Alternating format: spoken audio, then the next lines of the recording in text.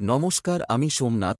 বাংলার বিপ্লবী আন্দোলনে যে সকল নারী চিরশ্রদ্ধার আসন দখল করেছেন তাদের মধ্যে অন্যতম হলেন বীণা দাস।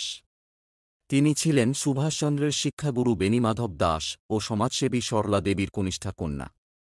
তিনি ১৯২৮ খ্রিস্টাব্দে সাইমন কমিশন বয়কট ও পিকেটিং আন্দোলনে সক্রিয় অংশগ্রহণ করেছিলেন।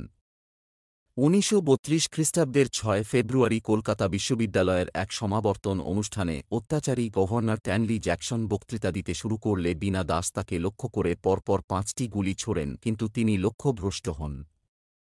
এরপর তিনি ধরা পড়লে ৯ বছর শ্রম কারাদণ্ডে দণ্ডিত হন।